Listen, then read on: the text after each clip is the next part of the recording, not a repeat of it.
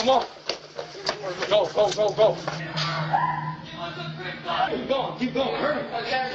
Where's the money, bro? Please don't touch the door. Il y a un point commun entre toutes les agressions que vous venez de voir en vidéo. Toutes les victimes possèdent des crypto-monnaies et c'est pour cette raison qu'elles ont été attaquées. Depuis quelques mois, on assiste à l'émergence d'une nouvelle forme de criminalité en France et partout dans le reste du monde. Cette vague de crimes, elle sème la paranoïa chez les investisseurs dans le secteur des crypto-monnaies qui deviennent la cible d'attaques physiques, parfois d'une extrême violence. Vous connaissiez déjà les kidnappings des riches, des influenceurs et des footballeurs. Maintenant, il y a une nouvelle tendance. On va commencer à kidnapper les investisseurs en crypto-monnaie. On est fantasmé parce qu'on pense que dans la crypto, c'est l'argent facile et rapide. Dans cette vidéo, on va parler de ces agressions qui sont en augmentation. Ça, c'est le premier point. Mais on va aussi voir qu'attaquer des gens pour voler leurs cryptos, c'est pas souvent la meilleure des idées. Zijn dit soort overwegingen nu... Fuck you, wat is dit nu? Wat is er? Wat is er? Bitcoins. Wat? Bitcoin. Oké, wauw. Ik zat gewoon hier met jullie te praten en toen kwamen er 3 jongens, die kwamen binnen hier.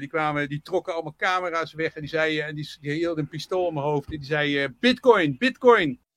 Avec l'explosion de la valeur des monnaies virtuelles comme le Bitcoin, l'Ether, le Tether depuis une dizaine d'années, ceux qui en possèdent sont régulièrement visés par des arnaques en ligne ou des piratages. Ça, c'est pas nouveau. En revanche, ce qui est nouveau, c'est que la menace n'est plus seulement derrière un écran, car ces monnaies virtuelles, elles attirent désormais des criminels traditionnels, si on peut dire ça comme ça, qui ont des méthodes d'extorsion classiques. Le banditisme fonctionne par cycle. Dans les années 80-90, on avait les braquages de banques, des attaques de fourgons blindés. Dans les années 90-2000, on a vu une explosion des vols à l'arraché et des cambriolages. À chaque fois, on cherche en priorité du cash. Mais aujourd'hui, ce qui fait rêver les malfrats, c'est plus l'argent liquide, ce sont les crypto-monnaies qu'ils fantasment complètement. Et pour voler des crypto-monnaies, ces criminels n'hésitent plus à recourir à des méthodes brutales, comme des braquages, voire des kidnappings. Je vais vous raconter plusieurs histoires très récentes qui ont eu lieu en France, en Belgique et même en Espagne. Et vous allez voir qu'à chaque fois, on se croirait vraiment dans un film. Et c'est un phénomène qui est en augmentation. C'est vraiment réel, quoi. On ne parle pas de cas qui relèvent de science-fiction. J'aimerais, mais malheureusement, ça n'est pas le cas. Déjà, on va reposer un peu les bases. Si pour vous, les cryptos, c'est un monde complètement inconnu. Alors, c'est quoi une crypto-monnaie ? C'est tout simplement une monnaie comme l'euro ou le dollar, par exemple. Mais la particularité, c'est que cette monnaie, elle est numérique. Elle n'existe que sous forme électronique. Et pour fonctionner, elle ne passe pas par les banques traditionnelles. Pour acheter des crypto-monnaies, les vendre ou les utiliser, comme on ne peut pas passer par son compte bancaire, eh bien, on va passer par ce qu'on appelle la blockchain. Mais ça, vous inquiétez pas, on va en reparler plus tard. Ce qu'il faut retenir, c'est que concrètement, l'objectif, c'est que tout soit sécurisé et traçable. La traçabilité, ça, il faut bien la garder en tête, c'est vraiment un élément clé de ce sujet. La partie technique, c'est fait, maintenant on va passer aux choses concrètes. Je vous ai dit qu'il y avait de plus en plus d'agressions physiques liées aux cryptos.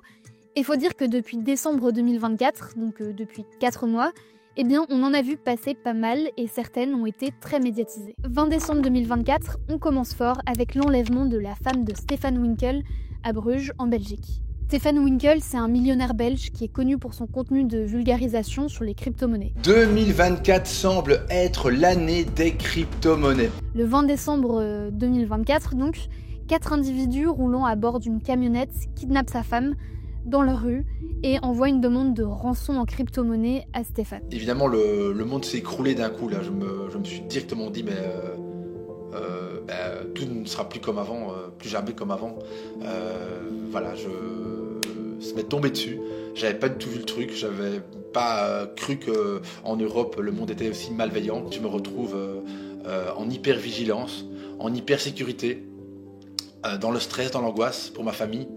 Ma famille se trouve aussi dans l'angoisse. Un témoin de la scène a eu le temps de prendre une photo de la plaque d'immatriculation du véhicule. La police est prévenue. Et là commence alors une course-poursuite entre les forces de l'ordre et les ravisseurs. Course-poursuite qui va se terminer dans le fossé. Blessée dans l'accident, la femme de Stefan Winkel est récupérée saine et sauve. Et ses kidnappeurs sont arrêtés. Le 31 décembre, c'est cette fois le père d'un influenceur basé à Dubaï qui est enlevé à Saint-Genis-Pouilly. Il a été attaqué à son domicile, ligoté et mis dans le coffre d'une voiture. Une rançon en crypto-monnaie a été demandée à son fils, qui a aussitôt averti la police. Il a été retrouvé le lendemain à 500 km de chez lui, dans la Sarthe. Et c'est une patrouille de la BAC qui l'a retrouvé par chance, en croisant le chemin de 2 hommes qui faisaient le plein d'essence. Alors il faut dire qu'ils faisaient le plein d'essence en portant une cagoule, alors forcément ça a un peu piqué la curiosité des policiers qui sont allés voir ce qu'ils étaient en train de fabriquer. Et c'est dans le coffre de leur voiture qu'ils ont retrouvé le père de l'influenceur. Il avait été roué de coups et aspergé d'essence. Le 21 janvier 2025, là vous n'avez pas pu passer à côté de l'info qui a eu l'effet d'une bombe dans le monde des crypto-monnaies. David Ballon, un entrepreneur, a été enlevé avec sa femme à Vierzon, séquestré et mutilé. Le couple a été enlevé le 21 janvier au petit matin à son domicile à Vierzon. Les victimes ont aussitôt été séparées et conduites en des lieux différents. David Ballon, c'est l'un des cofondateurs de Ledger qui vend des sortes de clés USB qui permettent de conserver les crypto-monnaies. C'est Éric Larchevêque, également cofondateur de Ledger, connu par le grand public pour sa participation à l'émission Qui veut être mon associé, qui a prévenu la police de son enlèvement. Il a en fait reçu de la part des ravisseurs une demande de rançon énorme, environ 10 millions d'euros sous forme de crypto-monnaie. Et leur message ne s'arrêtait pas là, puisqu'ils lui ont aussi envoyé une vidéo montrant un doigt coupé. C'était celui de David.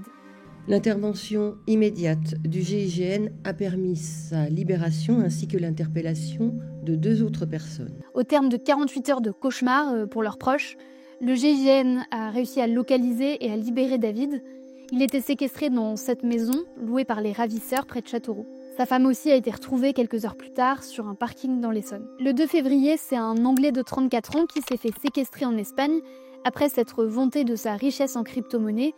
Et le 2 mars, à Houston, c'est la célèbre streameuse Amourante qui a été victime d'un cambriolage violent alors qu'elle était chez elle. Keep going, hurry. It's not in the pool. Stop playing. No, it's across the way. Stop playing. It's across the way. Go. Oh, right here. It's in here. I'm still coming. Come on. Go, go, go, go.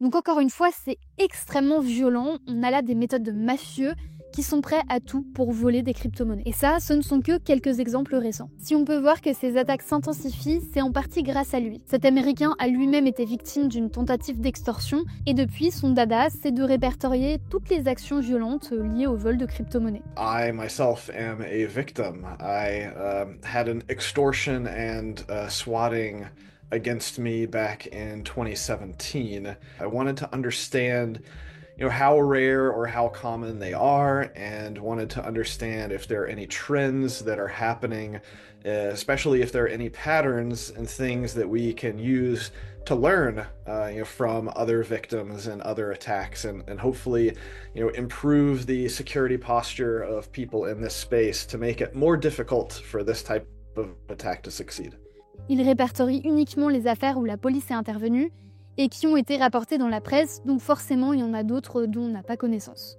Mais son travail nous donne quand même un bon état des lieux de la situation. If you create a chart of the attacks, by year, and you basically put the Bitcoin exchange rate chart on top of it, you'll notice that there is a pretty decent correlation.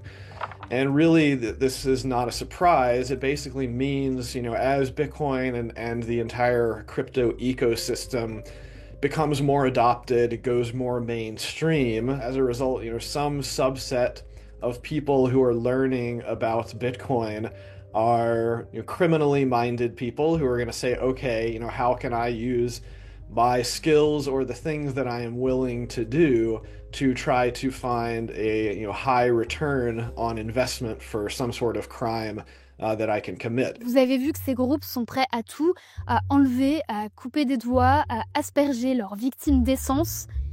Et pourtant ça va vous étonner, mais dans ces affaires, bien souvent, ce sont des amateurs complets. Enfin, en tout cas, ils sont amateurs dans le domaine des crypto-monnaies, parce qu'on parle bien des cas d'agression physique, de kidnapping, etc.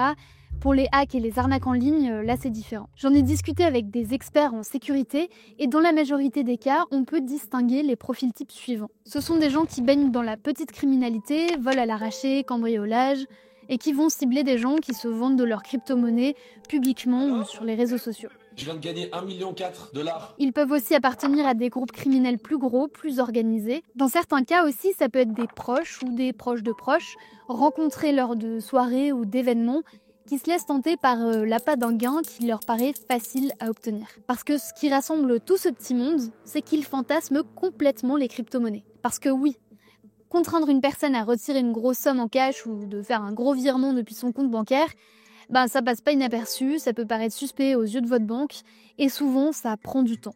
Surtout pour de gros montants. Alors que pour ces criminels, les cryptos, c'est le top du top. En quelques secondes, on peut virer de gros montants sans laisser de traces, un gros montant qu'on pourra blanchir facilement. Enfin, ça, c'est ce qu'ils croient, c'est ce qu'ils fantasment, parce que dans la réalité, c'est un peu plus compliqué. Je laisse Damien vous expliquer tout ça. Il est journaliste au Parisien et il a notamment travaillé sur les crypto-monnaies. Demander une rançon en crypto-monnaie, c'est une très mauvaise idée si on veut passer inaperçu, parce qu'il y a tout un processus derrière où on peut tracer l'argent et on peut le retrouver assez facilement, voire le bloquer. Et c'est exactement ce qui s'est passé dans l'affaire Ledger.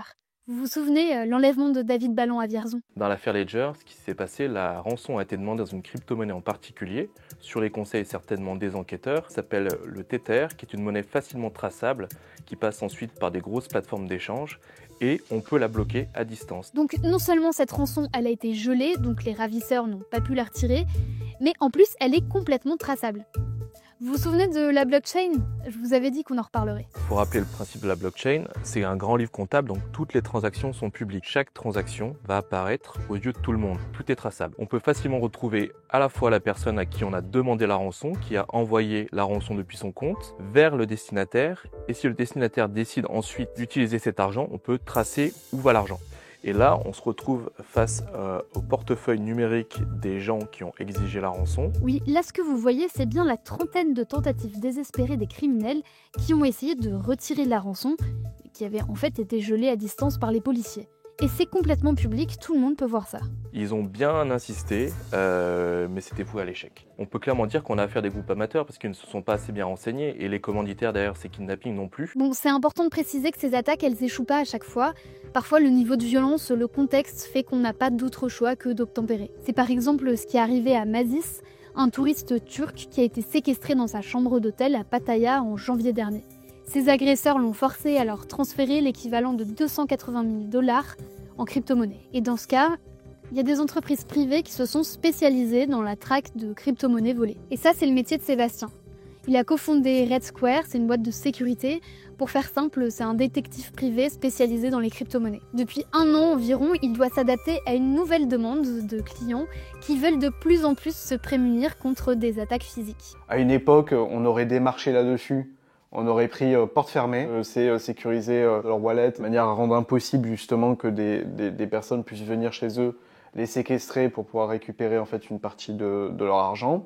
Ça peut être aussi de voir est-ce qu'ils ont des vulnérabilités, par exemple sur le darknet, est-ce qu'il y a des données qui ont déjà été vendues à leur sujet. Ça, c'est des choses en fait sur lesquelles nous avons de plus en plus de sollicitations. Vous avez beau avoir été performant en cyber, si les attaquants physiques peuvent récupérer quelque chose, en fait, tout simplement, tout ça est inopérant. Quelqu'un disait qu'il était très sécurisé chez lui, en fait, on pouvait rentrer chez lui par les poubelles. Pour vous expliquer concrètement comment on peut se protéger d'attaques de ce genre, je vais vous donner quelques exemples, les plus connus. Mais pour des raisons de sécurité évidentes, je ne vais pas vous dévoiler les techniques utilisées par Red Square par exemple. La protection de base, c'est déjà de ne pas être le seul à pouvoir débloquer les fonds de votre wallet, c'est-à-dire de votre porte-monnaie qui contient vos cryptos. Pour vulgariser de la façon la plus simple possible, pour transférer de l'argent, si vous êtes la seule personne à pouvoir faire le virement, il suffit de vous faire craquer vous pour débloquer les fonds. Si on vous pointe une arme sur la tête, a priori vous allez assez rapidement donner vos accès pour transférer l'argent. Et s'il faut l'autorisation d'une autre personne, d'un proche de confiance que vous aurez choisi, pour valider la transaction, là ça complique quand même un peu plus la tâche de vos attaquants. C'est ce qu'on appelle le multisig. Vous pouvez aussi garder un accès sur vous et mettre votre mot de passe bien au chaud dans un coffre-fort d'une banque. On peut aussi avoir de faux wallets, donc de faux porte-monnaie numériques, qu'on met sur une clé à donner aux ravisseurs pour leur donner l'impression qu'ils repartent bien avec l'argent. Une autre technique, c'est d'avoir une clé sur laquelle on met une certaine somme en crypto-monnaie, dont on est prêt à se séparer en cas d'agression.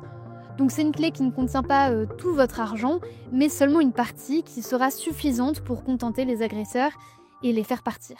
Ensuite, c'est peut-être un petit peu de ne pas concentrer son patrimoine en crypto, plutôt de le disperser par différents moyens. Voilà, on est sur cette nature de conseils. Voilà, et après, d'avoir une bonne hygiène sur les réseaux sociaux. Ça, c'est extrêmement important, de nettoyer un petit peu des informations publiques qui pourraient traîner, des adresses personnelles. Ça, Stéphane Winkel l'a bien compris. Après l'enlèvement de sa femme, le Belge a décidé de se retirer des réseaux sociaux. C'est beaucoup trop dangereux pour moi et ma famille. On vit dans une sécurité maintenant que j'aurais jamais voulu, avec des caméras, des alarmes, des gardes du corps, des trackers, plein de choses qu'on doit mettre en place. Même si ces agressions restent quand même relativement rares, les experts du secteur redoutent une augmentation déjà du nombre d'attaques physiques ayant pour but d'extorquer des crypto-monnaies. Mais certains redoutent aussi une sophistication de ces agressions qui sont de plus en plus ciblées. On l'a vu avec des personnalités publiques, des influenceurs qui ont été victimes de ce genre d'attaques. Et elles sont aussi de plus en plus orchestrées par des groupes structurés, spécialisés. Forcément, la criminalité, elle évolue, elle s'adapte et elle cherche à se perfectionner. Maintenant, vous savez tout sur ce phénomène très médiatisé ces dernières semaines. N'hésitez pas à laisser un commentaire pour partager votre expérience personnelle ou des conseils si vous en avez. N'hésitez pas non plus à liker la vidéo et à vous abonner à notre chaîne YouTube pour être tenu au courant de nos prochains reportages.